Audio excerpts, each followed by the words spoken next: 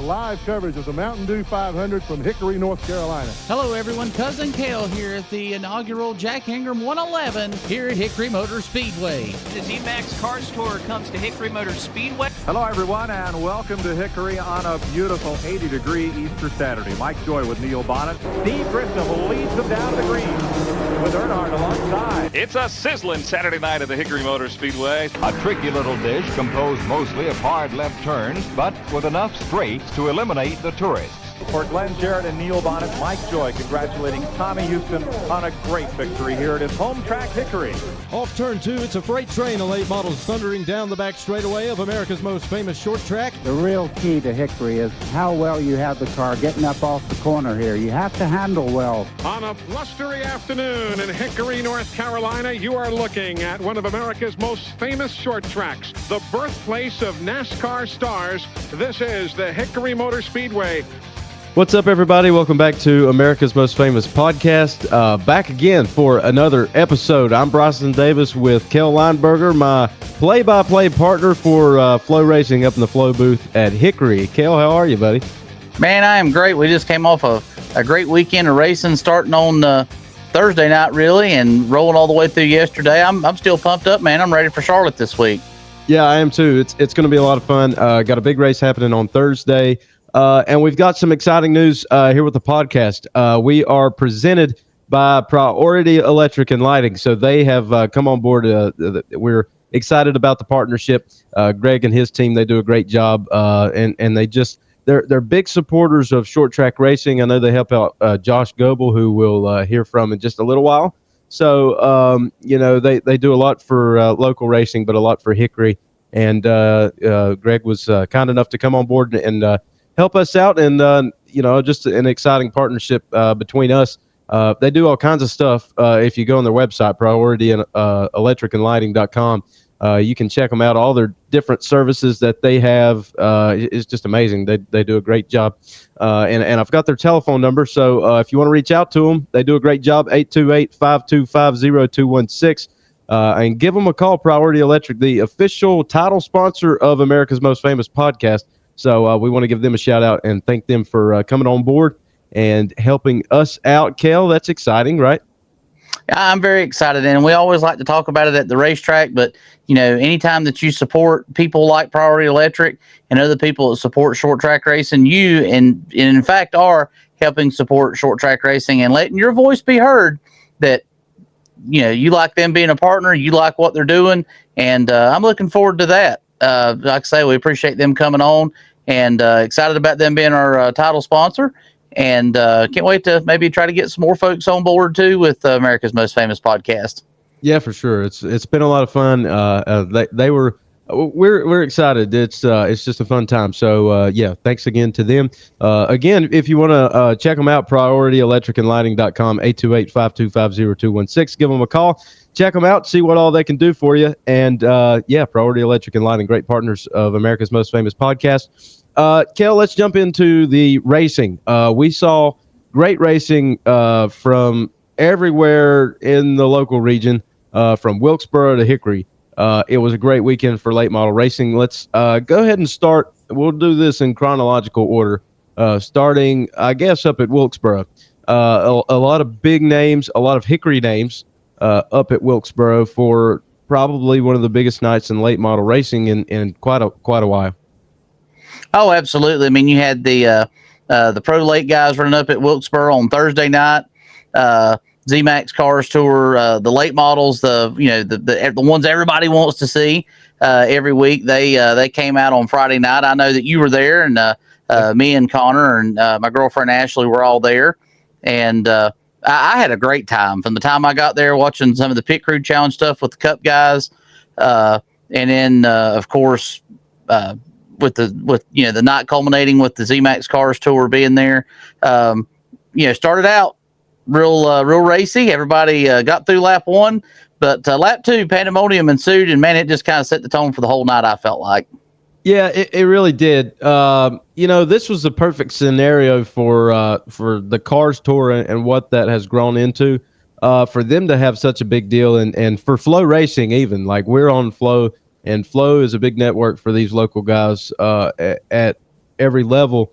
But then you extend that to Fox Sports, and there's a lot of guys that were on Fox Sports 1 on Friday night, and that's a huge opportunity for them. So, and their sponsors. It was a great thing all across the board for late model racing. But going into the race, as you said, lap number 1, a lot of guys kind of getting into each other. Nobody really went around yet, but then they went into that first corner on lap number 2, and it was just a matter of, I'm not going to put any blame on anybody because I have a terrible time diagnosing these problems.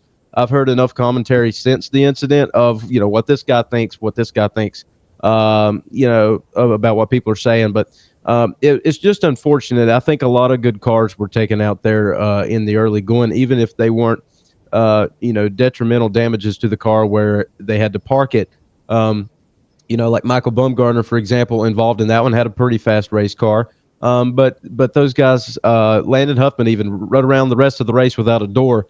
So for a lot of guys, and he still made a good finish out of it, but still yet, it had a major effect on a lot of cars, and it changed the course of the race. But moving on from that, the racing was pretty clean for the most part, and just being able to see the different lines these late models were able to run, the speed that they had, going 120 miles an hour at the end of the straightaway into the corner, very fast. And I guess you can fact check me on this. I think this is the longest track technically that the late models race on in the car stores. That is correct. That is the biggest track that they actually go to. Yeah, so speeds are quick, and Wilkesboro is a track with a lot of character, and made for an entertaining race. But nonetheless, I enjoyed being there. Got a race every night of the weekend. So Friday, Saturday, Sunday, I was watching some racing. So it was a great weekend. Oh, yeah. I mean, it was just and the weather was beautiful. I was kind of concerned at the first of the week of how that was going to turn out, and ended up being just an absolutely beautiful evening. Again, congrats to everybody that went there. And like I said, we had a lot of Hickory Motor Speedway alumni that went and raced there. People have come through the gates. Former track champions will always say it's the birthplace of the NASCAR stars, and there's a reason for that. Ryan Millington in the field, he's a Cars Tour regular. Of course, Landon Huffman, Michael Bumgarner, all three of those guys are track champions there. And, you just see a lot of guys come through our doors. I'm sorry? Cade Brown as well. He's a track champion. Yeah, Cade Brown in the 4-car, and he's been doing really well in the points. I haven't seen on their website exactly how things shook out. I know he had kind of a rough night, like a lot of those guys did, but came into there. He's third in points, man. He's got that new team this year driving the 4-car.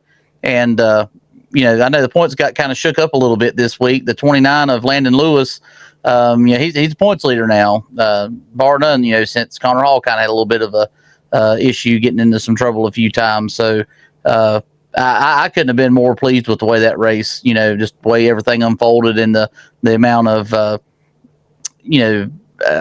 just the way things were. I'm trying to find the right words. It just the way the competition was so tight, 3-4 wide. I mean, it was crazy all night.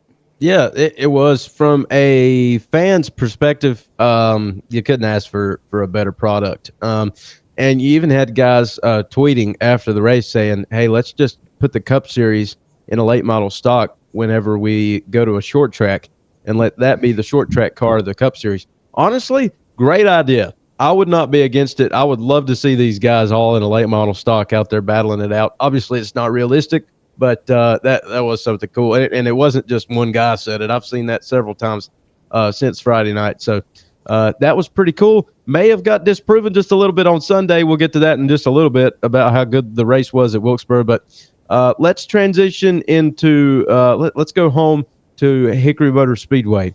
The birthplace of NASCAR stars. It's America's most famous short track for a reason. And some stories were made Saturday night. A lot of great racing. What's your overall take leaving the track off of Saturday night? So I felt like the competition there was great as well. I mean, it was a really, really warm that day. It was mid to high 80s. I think it was 87 in the heat of the day. Got qualifying kicked off, and then at the end of qualifying, right before we went into pre-race ceremonies and got started at 7 p.m., started seeing a lot of shadowy places, shaded areas on turns 1 and 2, and I really felt like that kind of shook things up for some of these guys, especially as the night went on. But still had some pretty fast lap times from everybody. The truck guys I dare say they've been putting on some of the best shows of what we've had this season. Not to take any kind of credit from our other divisions, but those guys have been willing to beat and bang and give it a little shove. You come back, get a little shove back. I had probably the most fun watching those guys. But hey, the limited late model guys, they put on one whale of a show. Good to see Zach Bruinger coming back after he went up in literally a fireball several weeks ago. So it's great to see him and his leapfrog car back in action. But I don't know, man. I was just this is one of those things you and I talked about it at the track this weekend. May is just one of those. I'd say that's almost as important as the month of February for the Daytona 500. I mean, you've got all these things happening here in North Carolina. Again, with the Wilkesboro race, so many great things happening at Hickory. We've got more great things coming this week at Hickory. Matter of fact, the ASA Stars Tour is coming into town this Thursday to kind of kick off another great weekend of racing, starting Friday night with the Truck Series at Charlotte. So what a time to be a race fan and live in North Carolina, right? Yeah, I mean, and we're in the perfect spot, especially you being right there in Hickory. You can hop on the interstate and head anywhere pretty quick. I'm not far from Wilkesboro. I honestly may be closer to Wilkesboro than I am to Hickory, to be honest, just where I'm at. But I'm in the middle. I'm in a good spot. But we're not far from Charlotte. All the stuff happening down there. And Charlotte Week is always fun because the entire industry is at home, and there are a ton of fan days and festivals and whatever you want to call it happening at these race shops that are all down towards Concord, Mooresville, down that way towards Charlotte. And it's a good time to be a race fan. There's so much going on. Obviously, we've got the Indianapolis 500 coming up on the same day, next Sunday. So it's just a lot of fun. There's just so much to absorb in the month of May. We had an exciting weekend this past, but we're going to have some exciting racing coming up. I'm excited for the ASA Stars race coming up on Thursday. Looking forward to seeing Kevin Harvick as the Grand Marshal. So that'll be pretty cool to have him at the track. I believe Keelan's going to race.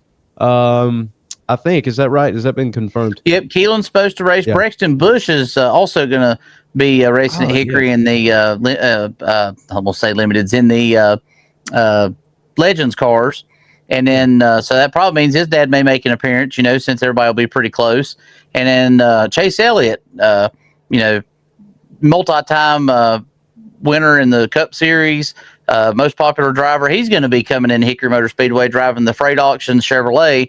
And, he always draws a crowd every time he comes into town, too. Such a nice fella, and he's supposed to be part of the autograph session, so we're told. So exciting things for the fans to come and see on Thursday. Yeah, that is exciting. Anytime you get NASCAR's most popular driver to come down, that's a pretty successful night. And it's going to be a good race. This was a pretty solid race. Last year, I know some weather came into the area, and that was kind of an issue, I believe. But outside of that, these cars put on a great show. Hickory Motor Speedway is the perfect track for some of these cars just because of the shape, the way that it races, the character within the pavement. And it's just a great show. So come out Thursday, say hello to us. We'll be hanging out, and some of NASCAR's biggest stars are going to be there as well. So I think it's going to be a great time. Going back to Saturday, I guess we can kind of give a rundown of each division. Obviously, where do you want to start? We can start with our Street Stocks Renegades somewhere in there and just kind of walk up the board winners for the weekend. Sure. So we'll go ahead and start off with the Renegades. Steve Smart, no surprise, able to get the pole position this past week by a few tenths of a second over Jordan Cook, who was in the hunt. That team's been getting a lot better each and every week. Matthew Chambers and Ben Campbell were the way that they lined up in the Renegades. And oddly enough, they finished that same way. Steve Smart taking home the checker over Jordan Cook. Matthew Chambers finishing in third. Matthew Chambers bringing that new sponsor of his in this week and said that really had seemed to be working out well for him. But Steve Smart, man, he's got the guys in the Renegades covered so far this season. That new tire, they struggled a little bit at the beginning of the season, but they've really got that straightened out now. Yeah, they certainly have. That was an interesting thing to me. I don't understand all of the technical parts when it comes to a race car and how it races. And so I rely on the drivers, smart people like you who are up in the booth saying, hey, this is probably what's going on. This looks like this or this sounds like this and that. I'm trying to learn. I'm trying to do better. But to be honest, I just don't have the mind. So when they tried to explain things to me, I had a hard time. But Steve talked to us the very first time we seen him all year at early practice about the new tire, and he was one of the only Renegade drivers to be taking advantage of that and to come out and use that as an opportunity, a learning opportunity moving forward into the season. And obviously they've got it figured out, got it dialed in. I'm sure this changed some setups, changed the way that these drivers are approaching the track at different corners and what have you. But it's still a radial tire, I believe, just a little bit different than what we had before. So an adjustment for them. But it did seem that the field was tightened back up just a little bit more than normal. But, of course, Steve, he and his crew, very fast race car. So congratulations to him on another big win in the Hickory Motor Speedway Renegades. Moving right along with the weekend, the Super Trucks were probably, as I said, they were my favorite race of the weekend. Dwayne Cook coming out with another great qualifying effort, setting it on the pole with a 15.444. But right there on those heels was Josh Goble, 15.450. I mean, he was just a tick slower. Both of those guys have gotten a few poles this season. Josh Goble, I know something we talked about on the broadcast on Flow the other day, had been kind of struggling with some long run speed. I'm anxious to talk to him in one of our later segments today about what his team's done to get that straightened out, because it looks like that's something they really had hit on something this week to get back to their ways of staying up front. And moving into the feature itself, man, what more could you say about that deal? It was literally 5-6 trucks that were capable of winning that race. We saw Jacob Hayes and Ricky Denny get into it, beating and banging up there for the lead. And then you saw Jacob Hayes, man, he looked like he's getting ready to take flight in that thing, where he came over the top of Ricky Denny whenever they collided a little bit over there in turn 3 and 4. Allowed Josh Goble and Dwayne Cook to get back to the front row. And, man, huge congratulations to Josh Goble. I know he said that was the first time he'd won at Hickory in a super truck. Raced with us for years, had great finishes, but just not able to get into Heritage Finance victory lane. And, man, you could just see the excitement on his face. You know, he was just, I don't want to say almost tearful, but he was just so excited, man. It's like everything coming together, and he was just so happy to be there. Dwayne Cook congratulated him. Great show of sportsmanship there. The way the rest of them finished, Tim Dale finished in third. Great podium finish for him, his first one of the season, I do believe. Jacob Hayes, Ricky Denny, and then Jamie Johnson rounded out your 6-truck field. And like I say, that was my favorite race of the night. Yeah, it was mine too, and we've kind of that's been a trend over the last several weeks, because these guys just put on a race that is just so entertaining. And I would say, 6-truck field, 6 doesn't sound like a lot, but there were a lot of lead changes throughout that one. At one point, Josh had got into the wall in turn 3, and it was interesting because in the truck series, these guys fell to the rear, but then they were able to climb back up. Other incidents happened because they're racing side by side, racing hard. So congratulations to Josh Goble. A huge win for him, a very emotional win, as you talked about, as he climbed out of the car. And there were one of the greater battles of the night was Jacob Hayes and Ricky Denny, obviously bringing out the caution at one point. Some frustrations on pit road, hard situation to diagnose. I think it's just hard racing towards the end of the race. But certainly hate to see 2 drivers taken out that way. However, it was still an entertaining race, and Dwayne Cook, obviously, kudos to him for having a fast truck, and to Josh Goble for being able to get around him and hold him off. There's no doubt they put on a great show for those fans Saturday night. Yeah, absolutely. Moving on from the truck series, we go to the Heritage Finance Street Stocks, where no surprise there, Cody DeMarmol sitting on the pole with a 16.026. But one of his best friends, he is chomping right on the heels of Cody DeMarmle's 16-184.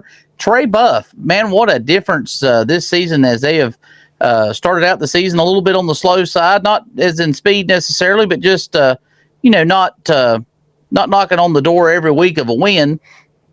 They've really got things to come together for them. I know that they've been working really hard on the car, and I can't remember the fellow's name. I know he said he's got a tire whisperer now. He said that's really been a huge thing of how they've been able to set the car up and get it to run better, been able to get that turn through the center and the dragster drive off. And you can see it in their numbers, man. They've been first or second just about every week the last few weeks. John Reynolds was right on his heels though. John Reynolds qualified P3. Steve Smart, he's getting a little better every week, kind of starting at the back. First start of the season, he said he intends on being in victory lane before the end of the 2025 season, and he's showing some speed. They're really coming along. So got a lot of guys that are making strides. Marshall Sutton still being pretty consistent, and then of course Jonathan Goodwin running out our 6-car field with those guys. Jonathan, he's kind of getting back into the sport, trying to still learn the things, get a little bit more antiquated with it, and he's making those strides. So it's great to see all these guys, and they work together. A lot of these guys are friends. I know Jonathan hangs out with Cody and Trey a lot too, and a lot of these guys just helping each other. And that, to me, that's what it's all about. Yeah, this is the perfect division for that, to represent the roots of the sport, I think, personally. Because, when we walk back there, they've got their turn 2 corner. That's where all the street stocks are usually parked, typically. And they're always hanging out and having a good time throughout race day. There's nothing, they don't have anything against each other. They're all just a couple of buddies out there at the track. And, Cody's had the faster car all year, but there's not been a day that we've went to the track and I haven't seen him helping out some of his, fellow competitors. And same goes with Trey and Jonathan and all of these guys, Marshall, every one of them, and Steve as well. You could make this case for all of them. They really help each other out because they want to see each other do good. Of course, they want to win, but they want to see each other do good. And I think that's a great quality that we have within our racers at Hickory. I have been very impressed with Trey Buff and his crew and what they have been able to accomplish over just the last couple of races. Sat on the pole 2 weeks ago, last weekend, outside pole, and he had, coming off of the initial start of the race, I thought he was going to pass Cody on the outside just because of the great run that he had. Obviously, Cody charging back up towards the front, but I'm just, kudos to Trey. Big shout out to him because those guys, they have been working hard and they're starting to reap what they've sown, and we're seeing the results of it. So it's pretty cool. Oh, absolutely. And as you alluded to that, the results are speaking for themselves. Cody DeMarmle's with another win, but Trey Buff was in that hunt, finished in P2. And how about Jeff Morris? Man started the race on fire, literally on fire, yep. And comes back and advances himself four positions, had the greatest increase of anybody in the division, and finished in P3. And don't hold me to this, I think that may be the first or second time that he's raced with us this season. He has not raced with us every week at Hickory, but obviously he hadn't forgot how, because he rallied his way back up there and got a podium finish. John Reynolds finished in a strong P4. Marshall Sutton and Steve Smart, 5th and 6th respectively, and Jonathan Goodwin finishing in P7. So, great night for all those guys. I definitely say Trey Buff probably one to watch. He's in the hunt. He's going to sneak up here and get one sooner or later. And Jeff Morse, if he comes back to Hickory, man, they're all over it too. Had a really strong car all night. Absolutely, it was. It was that may be one of my favorite interviews of the night. If you can go back and watch it on Flow, just hear him break down what was going on there. Because I asked him, I'm like, hey, obviously you had some issues there at the start. So what was going on? He explains it. So you can go on Flow Racing and check that out. We've went through a couple divisions. We got a few more to go. What else we got? Paramount Auto Group Limited late models were in action as well. Only 6 1,000ths of a second separated first and second, and Billy Snodgrass and his team back on the pole once again this week. Zach Bruinger and his return to Hickory Motor Speedway after again being up in flames a few weeks ago. Strong P2. Aiden King, Walter Jenkins, the two Lee Falk Racing teammates, third and fourth respectively. Trey Burke qualified fifth. Jordan McGregor, Gregory Estelle, and Justin Perry were the way that they lined up Saturday night. And coming away with the win, man, Aiden King, he was able to capitalize on a few things that kind of went sideways for some of the guys up front. Billy Snodgrass, tough break for them this week. They fell down 4 spots, ended up coming back and finishing fifth after having some issues. He and Zach Bruinger both lost a few spots, but how about Aiden King coming away with the win? First one of 2025. Yeah, it's been on its way, and he finally was able to make it happen. Aiden is he's a great young driver with a lot of talent. I said this in our last episode about Lee Falk Racing. They have always had a lot of great talent come through their stable, no doubt about it. But I feel like this year with Walter and Aiden, they are just rock solid with the talent that they have behind the wheel. Aiden comes from Farmington, Missouri, spent some time racing legend cars, and now he's up at Hickory. I've had the chance to get to know his dad from being at the track every week, and get to know him just a little bit, and being able to see what all that meant to Aiden and to his dad and to his family and the crew that were all down there celebrating. It was just it was really cool. I know that's special for them. I love being able to do the victory lane interviews when it's a first win, because I like to just kind of be off to the side witnessing, the emotion that comes out of it. And I know you know what that's like, but it's pretty special. So, and as you said on the broadcast, once you get one, they start coming at you left and right. And typically, that's kind of what happens. You get the first one out of the way, and then there's no big stress. You're eager to get more. So there's no doubt we'll see that with Aiden, and a lot of success out of them. But Lee Falk had a good running. Walter running P3. And it was just a good night in the late models, putting on another good show. Moving right along, we come to the Leapfrog Landscaping late models of Hickory Motor Speedway. A little bit light in car count this week. Dare say that's probably due to a lot of local guys having a whole bunch of damage from North Wilkesboro on Friday night. We talked to Michael Bumgarner here a little bit later on about his experience with the Cars Tour, as well as his run on Friday night. But, man, those guys were up until the wee hours of the morning making repairs on that car, fixing some things that they had damaged. And, man, it didn't slow him down at all. Only car in the field this weekend to qualify in the 14-second bracket with a 14.899, taking the pole once again at Hickory. And sweeping the weekend, won feature number 1. Followed by Devin George and Leland Honeyman were the top 3. And then in race number 2, inverted the field and came back, won again. Michael Bumgarner, Leland Honeyman advanced a little bit better. He finished in P2. And then Graham Haller getting another podium finish at Hickory Motor Speedway as well, with Devin George finishing in last place in race number 2. But Michael Bumgarner, what can you say about the young man? I mean, he is so tough anywhere that he goes. He had I would dare say, a top 10 car at North Wilkesboro had he not got into some trouble and stuff. I mean, it's still running really great whenever he started having things not go his way. But, the young man has got a lot of potential. He's a good race car driver. He uses his head, keeps his car out of trouble. And I'm anxious to see what he can do next time he's able to race in a Cars Tour race. But, man, he has got Hickory Motor Speedway figured out this year. He is hot. Yeah, he really is. And it was I enjoyed talking to his crew. We spent some time talking with them. They were up until, they said, 3 o'clock in the morning. Then they got up and did some more work that morning before the race got there. We didn't even know it was the same car.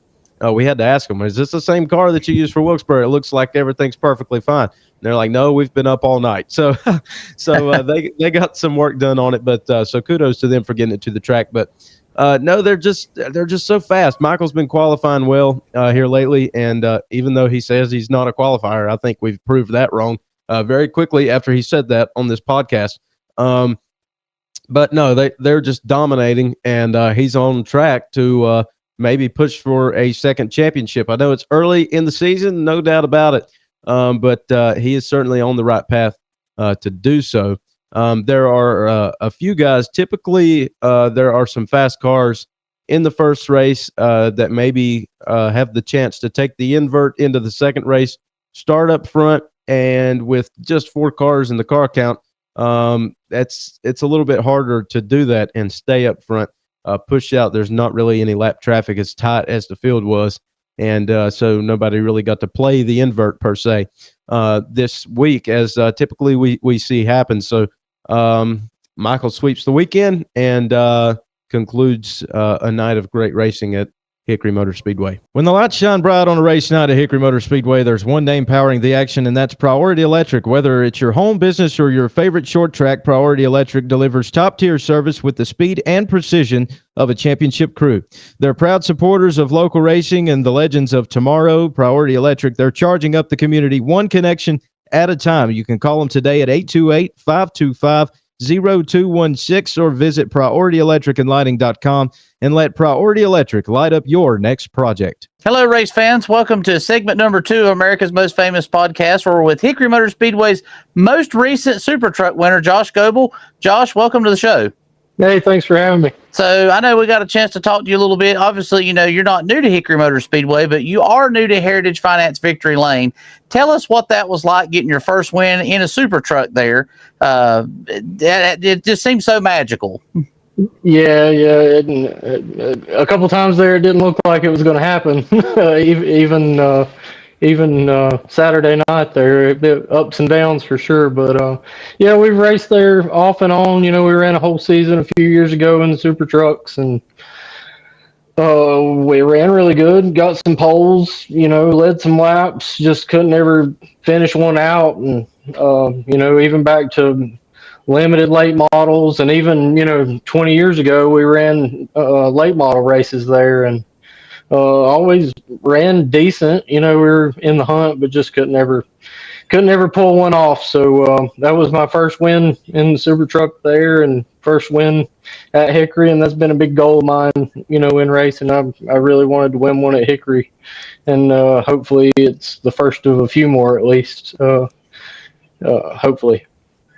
Yeah, well, me and Cale have we've been talking already a little bit tonight about first wins. There was another first win. Aiden King in the limited late models got his first win, and just talking about how special it is to be down there and be a part of a first win, but to be the driver in that moment after something that we've seen you work so hard for, a goal to accomplish, and finally getting to see that it's almost like a relief.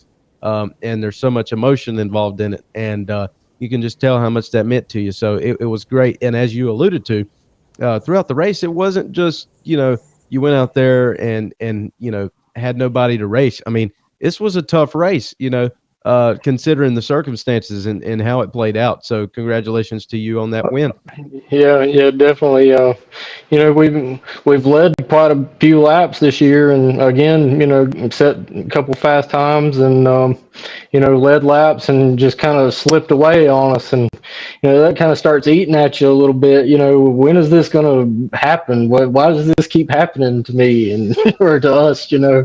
And those last 6 laps running there with Dwayne, it was still really close. Either one of us could have won that race, so it was just going as hard as we could go, and luckily, and appreciate Dwayne racing me clean. It was it'd go into turn 3 there, and you're just kind of like, what's going to happen here? Is he going to use me up? Is he going to root me up the racetrack a little bit? But yeah, can't say enough about how Dwayne raced me, and he's a pretty good old guy. We developed a pretty good friendship a few years ago when we ran the whole season. Neither he or I ran very good, and pitted back there and kind of give each other a hard time back and forth. So it was really cool to race with him and to see him, running good and everything. It's good to see people working hard to run a little better. So that was pretty cool. So tell us a little bit about what it was like. I know you had a little bit of trouble in the race. It's kind of,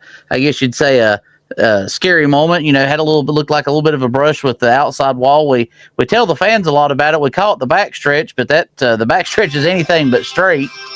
And yeah, just racing with Rocket there. I gave Ricky a pretty good hard time there on the outside when he got by me, and it was 10 to go, and I was just like, man, I don't know if I can hold Ricky off for 10 laps, and sure enough, he got by me there, and then Rocket got inside of me and racing him really hard. I'm there to race. Nobody's gonna just pass me easy. I try to give everybody plenty of room, but probably gave Rocket a little bit too much room on the exit of 2 over there, and just got in the wall. And the way it hit, I thought it was junked.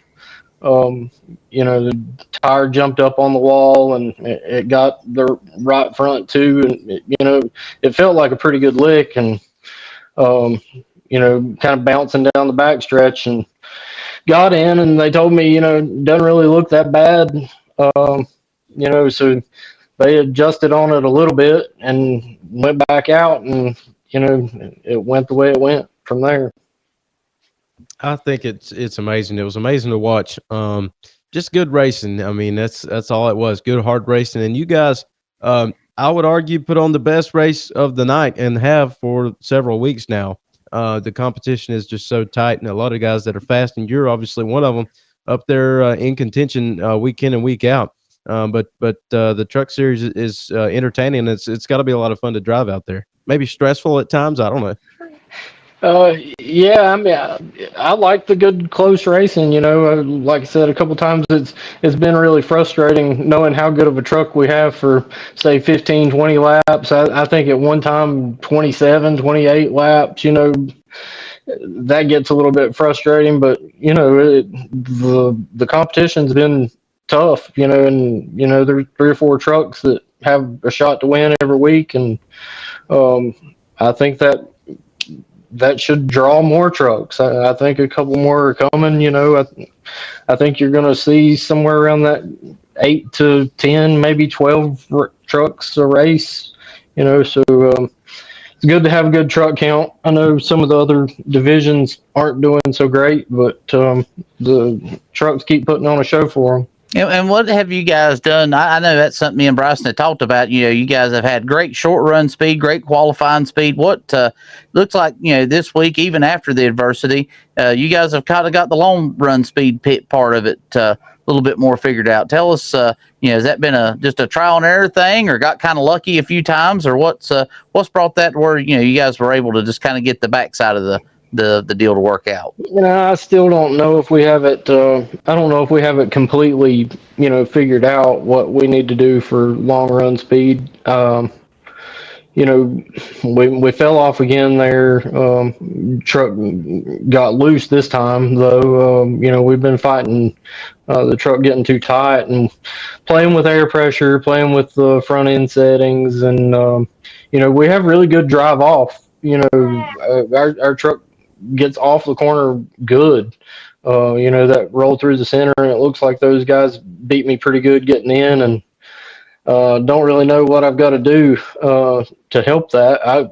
I kind of catch myself easing up getting into the corner to save the right front, for long run stuff. And, it seems like the more I do that, I lose a little bit of drive off too. So I don't really know that we have it 100% figured out, but we've got some clues as to what we need to do. And I think finding that balance, these guys that I'm racing against have run there for a long time and have some pretty smart people helping them. So we've got some really good guys helping us too, but maybe a mixture of me and, not having the experience, or, knowing the little tricks of the track that some of those guys know that have raced there for a long time. So we're learning.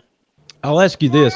Jumping away from last Saturday, one of the things that we love to talk about on here is kind of build your story and find that out. So where does Josh Goble get into racing? Are you born into a racing family? Did you grow up watching it on TV and you just think it's awesome? Or how did you get into all of this? We can go back a pretty good ways, Bryson. It goes back a pretty good ways. I guess my first memories of racing was going to Hickory, and my grandfather had worked the pit gate down there for a while, and my dad, my uncle, they built engines and helped on crews and stuff. Since the late '70s, I guess. My dad. My dad helped Max Presswood. My uncle helped Max Presswood. Um, my dad built motors for Tony Warren when he won the track championship. Um, you know, they've always been around it. And I guess I was 5 or 6 years old, and Dad got me a go kart, and I was making laps out in the yard. And I was just always around racing. There haven't been very many years of my life that I haven't been around some kind of racing. My dad, my uncle, like I said, they were always involved building engines and things like that. And my mom and dad split up, and my mom she got hooked up with Parsons here in Lenore, and they were big drag racers. So even when I got away from the round track racing, I was going to NHRA Pro Mod races with some of the best guys in Pro Mod race. Ronnie Hood from here in Lenore, and Shannon Jenkins won a national championship. I was just always around really good racers, and got through high school, and I was like, man, I want to race something. And ended up getting a go kart, and bought a go kart, drug it home to Dad, and he was like, "Oh my God, here we go!" So we Start. yeah. So we stole a tiller motor off of my grandfather's tiller and built it to race go karts in Pine Valley over there in Taylorsville, where we started go kart racing, and raced around with that. Did really good. Went and run state asphalt series in Concord and won a couple state championships there. And then it was time to move to a car. And remember the first time I ever drove a car, I went to Tri-County, and Jeff Hageman let me drive his super sport car. That was the first car I ever drove. And it just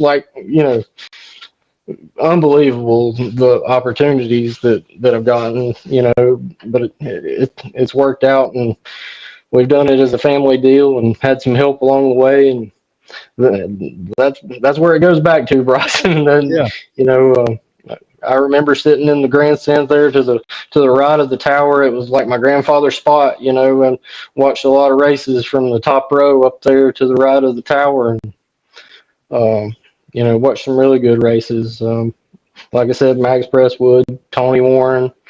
Dad built motors for the Houstons, Andy and Marty. He built motors for those, so he was working over there. I got to hang out with Tommy Houston when I was a kid. I was like, just awesome. Not a lot of people get that opportunity, so it goes way back. We haven't been, a staple at Hickory or anything. We're kind of trying to shake the outsider label that we've had at Hickory. We've run a couple full seasons there, and we're in it for a full season this year. So we've been around there for a while, or my family has, and we have roots in racing for sure. Yeah. Well, you look pretty good in the point standings, and I would say things are pretty solid there. So maybe by the end of the season, that answer will change a little bit. No more outsider label whenever you win a championship. So, and you're on the right path to do that. So that's pretty cool. I love hearing your story, and this is my favorite part about the podcast, probably. Because we don't always get to talk about these things at the racetrack. Everybody's busy, you got a job to do, but I think that's pretty cool. Yeah. And, we're just always into something. And, I was out of race, won a track championship at Tri-County, in 2005 and in late model, and got out of racing not too long after that. And we were out of it for about 10 years. And John Mamp, the guy that I drive for, he owns Blackberry Transmission. We got hooked up and started running some races and got back into it, and it's really just taken off from there. We've been really competitive everywhere we've went, and we're really having fun. Try to keep having fun. It gets frustrating sometimes, especially when you run as good as we have and not come away with as many wins as maybe we should have. But yeah, we're racers. Well, Josh, I'm just excited to see you guys doing well this year. I know that you did a lot of traveling last year, some riding with the Southeast Super Truck Series and stuff like that, and it's great to have you back. I won't call you an outsider because I've known you from being at Hickory and around and stuff. So welcome home, and I'm glad to see you guys doing so well this year. You getting that win under your belt, and again, it's been as Bryson alluded to, been a solid points time for you so far, and I think it's going to go down till right at the very end. Yeah, it's a close battle. We're really close on speed with Dwayne most weeks, and Dwayne's going hard. He's got good stuff. He's fast. You can't ever count Ricky out. Of a points chase, and like both of them have said, you just go and try to win and don't think about the points too much. But that would, I can't say I don't think about it. I'd love to win a championship at Hickory, especially coming off of Southeast championship last year. It really meant a lot to win one there too. Well, Josh, we really appreciate you coming on to America's Most Famous Podcast this week, and I'm sure we'll be seeing you at the track, obviously, some more, but hopefully have a few more wins. We'll have you on again. Yeah, I hope so. I'd be crazy if I didn't plug my sponsors here. Smart Electric, Steve, he's awesome to race with. I enjoyed the podcast you guys had with him on here, and it's been really cool watching him immerse himself in racing. It started with a Renegade with him and helping him a little bit. And we still help him, not quite as much as we used to. They've kind of figured things out, but Steve's great to us. He helps us a lot with Smart Electric and Utilitough and M7 here in Lenore.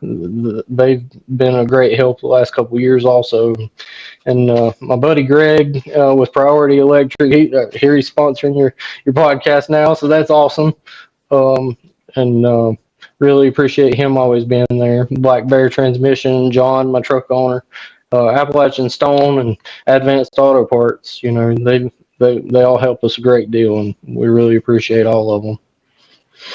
Absolutely. Well, you got a lot of great partners. You got a great crew, and you are a great driver. So we thank you for stopping in, Josh, and good luck to you in the next one. All right. Yeah. Thank you a lot for having me.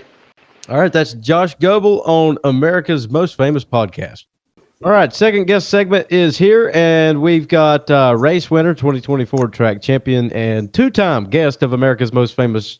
I keep wanting to say short track. This is the podcast, not the track. Michael Bumgarner is here. Michael, what's up, man?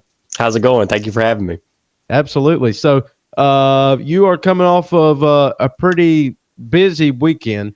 Obviously picking up a couple wins at Hickory, sweeping the night. But your weekend started at Wilkesboro. So overall reaction, how was Wilkesboro? It was a blast. Like I said, since we've won there in the limited car, I've always wanted to get back, and it finally worked out this year where we were able to get some help from some people and make it happen. And the Cars Tour is a big deal, and it's really not something we didn't necessarily just want to go and say that we just went. We wanted to, have everything right to go. And we felt like we were as prepared as possible, and we kind of knew what we were going to get into and what we were up against. So obviously we didn't get the result we wanted, but our weekend started pretty early Thursday morning, about 5:30. Yeah, I bet. I mean, and that's a long weekend. You guys were hanging around the track. So I guess you qualified Thursday night. Is that right? And then you guys were pitted out behind the track. And from my understanding, once your car came off of the track after qualifying, you couldn't touch it. Is that right? Yeah. So yeah, so locked them up. So it's kind of like a NASCAR garage situation. Yeah, so they ended up letting us park the truck and trailer inside the racetrack Wednesday night, and we got there in the morning Thursday and had 2 40-minute practice sessions and qualified. And once we're qualifying, they impounded our cards inside the track, and then they ran the Pro Late model race, and then they let you load your trailer up, and then you pulled your cards out back like that, and they had everybody impounded. You couldn't touch them. Like, you could just pull out there, crash wrap the windows and the hood and put a car cover over it, and we couldn't touch it till 7:30 Friday night, right before the race. So it was a little bit chaotic, not as bad as I thought it was going to be, but I mean, I guess that's what you got to do if you want to be on TV. Yeah. And how was that? Obviously you're on Flow Sports every week with us, running at Hickory and everything, but what was the atmosphere like? How much? I know you said it was your first Cars Tour race. Just tell us a little bit about the atmosphere and just kind of how you and your team felt about it and what it was like. It's different. It's a lot more, I guess it's obviously a lot more intense than just like a local show, not just at Hickory, but like anywhere I've raced a local show. It's pretty intense, and like everybody there's no slouches. Like first to last it's tough. Like you don't just, like I messed my qualifying lap up and I was sitting 24th where I had messed up. So, and like I said, the atmosphere is it's something else. Like I really compare it to like a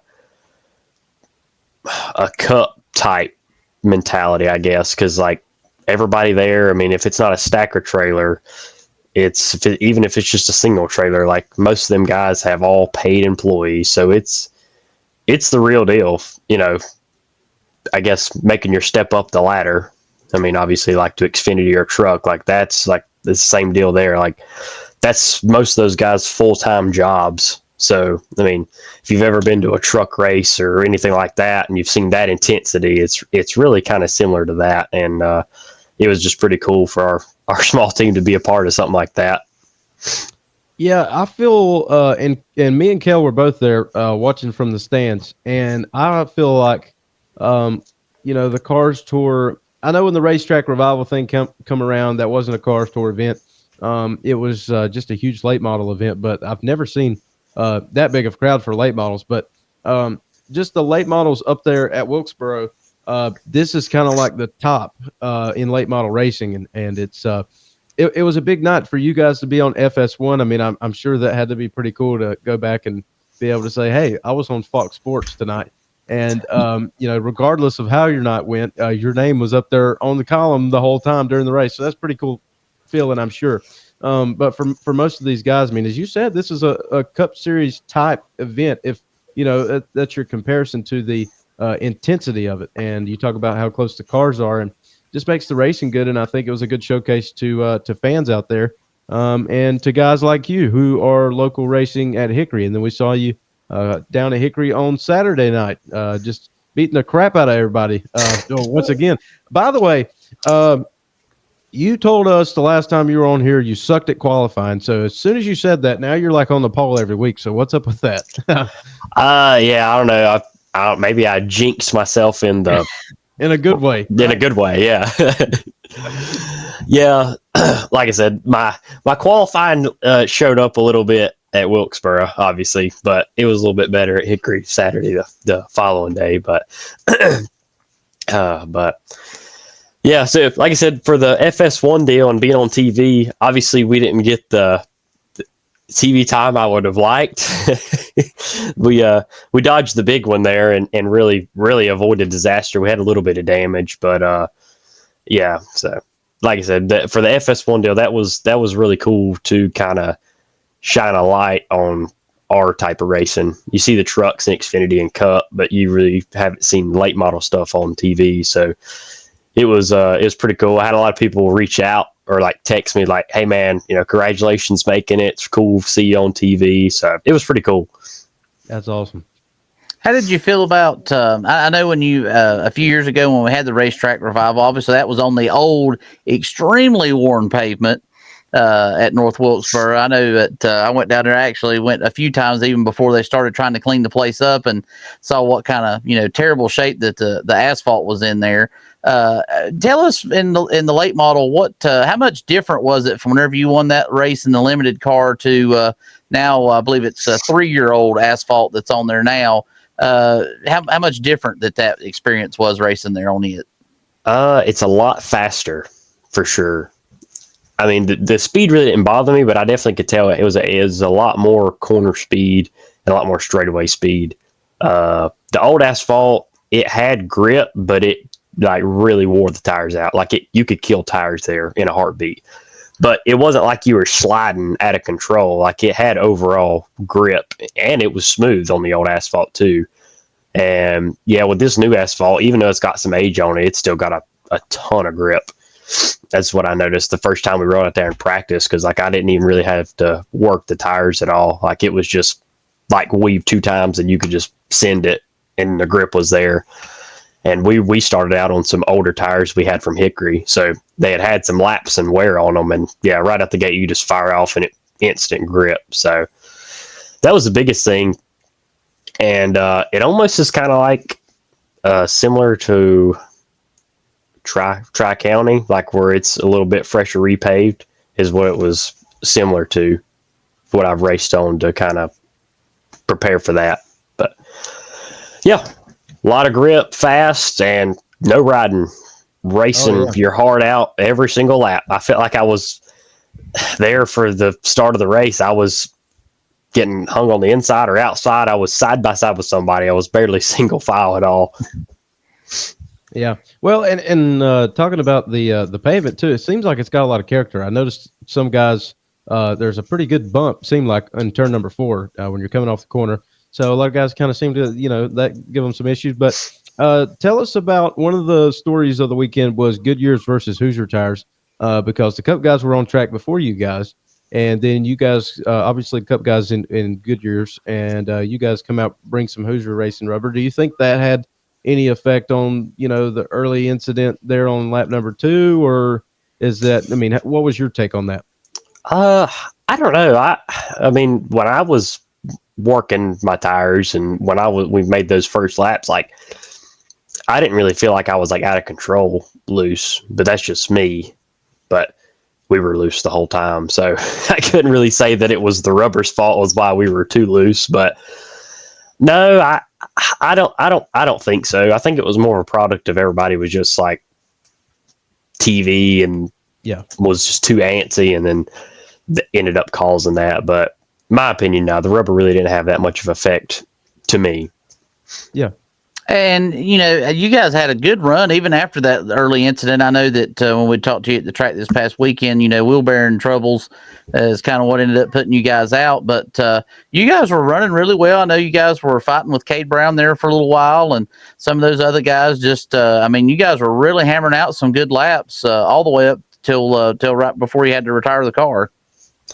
Yeah, it wasn't bad. I think we got up to like 14th, but then again, there was a field of, 37 cars, so I didn't think it was a bad showing. But like I said, we didn't get the finish we wanted, so I kind of went back and rewatched it and looked at Race Monitor, and really the guys we had raced around the whole race ended up finishing like right there inside the top 10 or just a little bit outside of it. So hindsight, if we didn't get trapped a lap down and we could have just survived and made it to the end, I think we could have salvaged around a 10th to 12th place finish, which for us and the deal, our little team, I think that would have been a win in itself. But obviously, we had our trouble there with the right front wheel bearing. But even with our result, I still think the stuff that we've learned and everything, just being at an event like that and seeing where we stack up,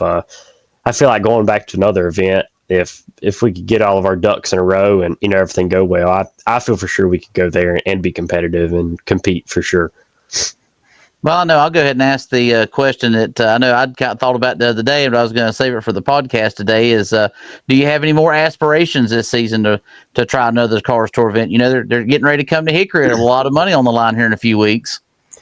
Yeah, that's kind of on our list. I don't know yet, but it's leaning more towards yes. But you know, if that don't work out, we may try to run.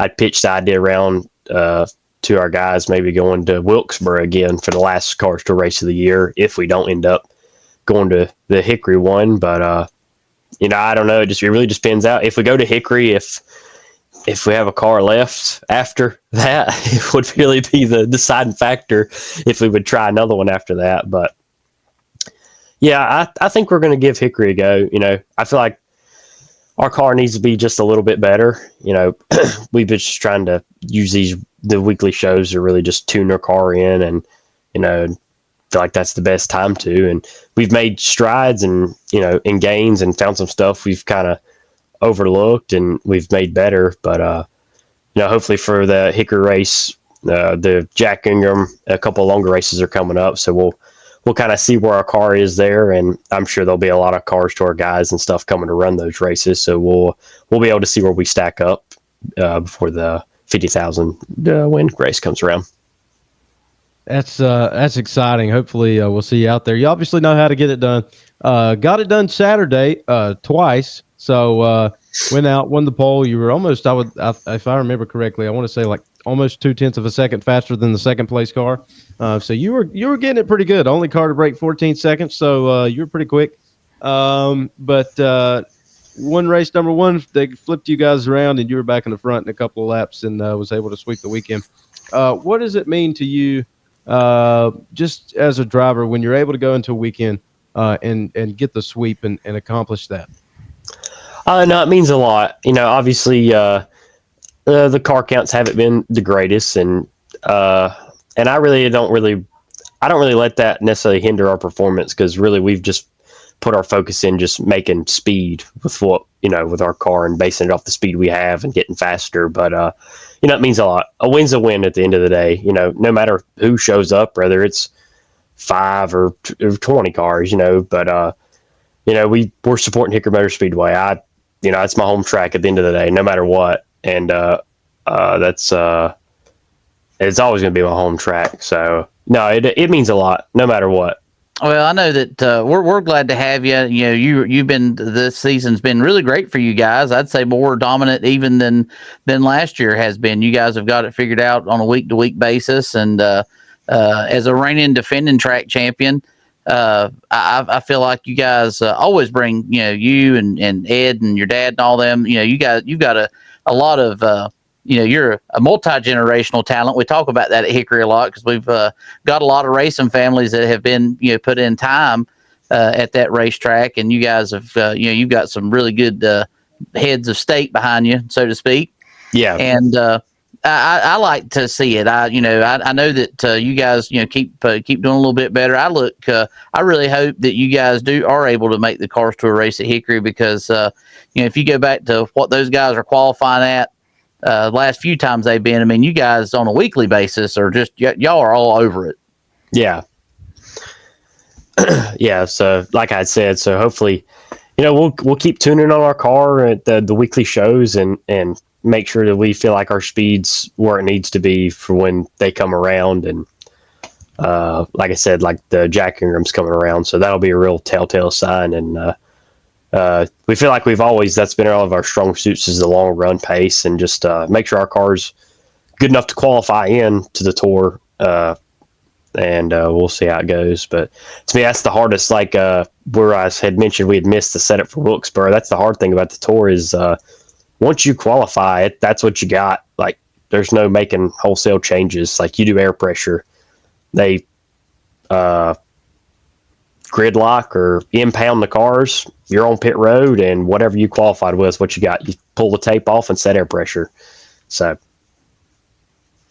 yeah, I think that, and that's just such a unique challenge, and you gotta be spot on when you show up. Of course, you got practice, but you gotta. I mean, it's tough to get the car dialed in exactly where you want it in qualifying and then move that into the race, especially a long race like you had the other night. So yeah, that's a unique challenge. Well, a couple of unique races coming up, as you alluded to. I know it's not our regular twin 40 thing, so there's not the invert of the cars. It's just go out and may the best car and the best driver win. Those are always some of my favorite events, some of our crown jewel events. When you look at the schedule, what's your strategy taking a look at, your regular twin 40 races? There's always a little bit of strategy in play because of the invert, and you see guys playing that differently. But then moving into a long race like the Jack Ingram, what is your strategy, looking into that? How does things change, or do they stay the same?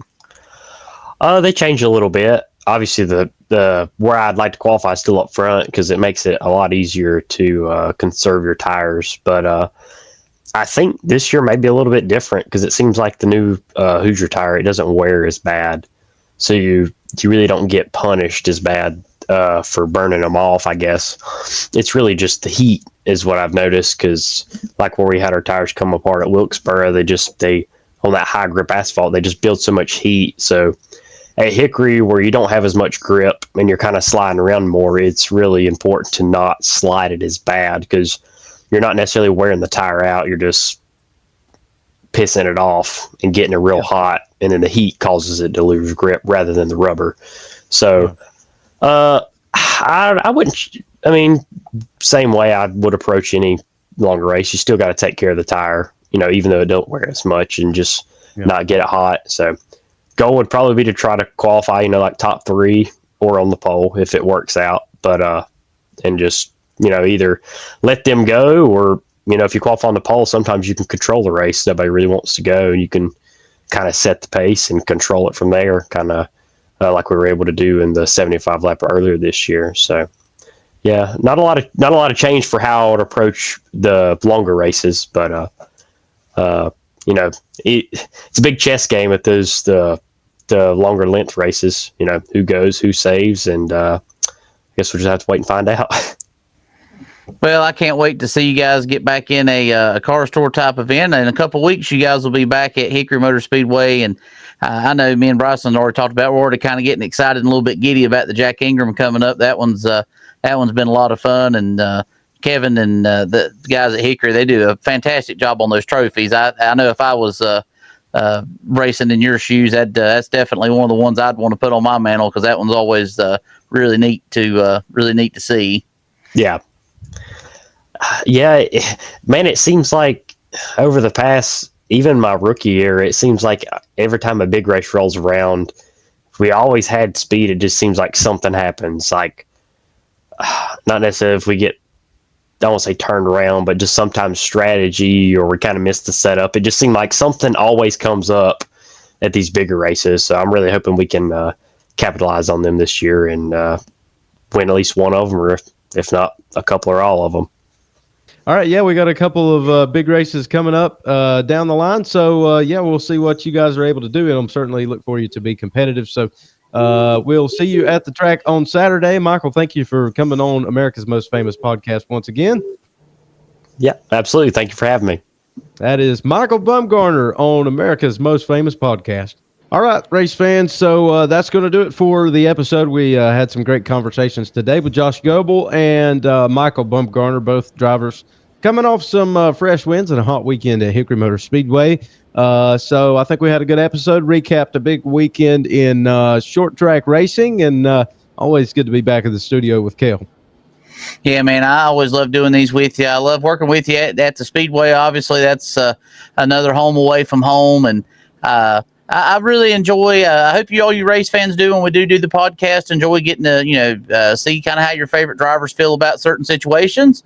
Get a little bit of background story on them, and if you have any requests or anything that anything you'd like for us to maybe cover on America's Most Famous Podcast, obviously reach out to Bryson or myself, and we'll try to get those things heard, maybe get with some other different drivers too as time goes on. So I'm just excited to be doing this, man. It's like living our own little dream here. Oh yeah, I mean, it's a lot of fun. We get to you and I get to talk about what we love every week, and we get to paid to do it, especially with the the flow deal that is just so cool to be in the booth. And I never imagined that. I always dreamed of having that opportunity, but now we get to do it every week. And I'm just excited. I'm glad that we've started this podcast. I think it's been a great thing, a good resource for the fans. And just highlighting what's going on behind the scenes with the drivers and keeping the storylines rolling past Saturday night. So I want to keep them going and push these drivers, push these teams, and get them out there and show people what it's all about, because racing's really good. I want to thank Priority Electric and Lighting for coming on. This is their first episode, and we're so thankful to have them. Been some great partners of the racetrack, great partners of Josh Goble, as he mentioned, and great partners of us here at America's Most Famous Podcast. So one more time, PriorityElectricandLighting.com. You can visit their website, find out everything that they do, and then let them take care of your electrical needs. They do a great job, and they'll meet it with speed and precision of a championship crew, and that's what they do at Priority. So again, PriorityElectricandLighting.com. You can call them at 828-525-0216.